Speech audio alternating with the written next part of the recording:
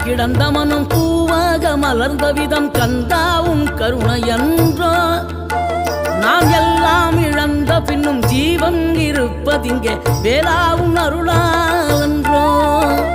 கோடி பணம் இருந்தாலும் மேலும் அதை தேடுகின்ற மானிடர்கள் கூட்டம் நடுவே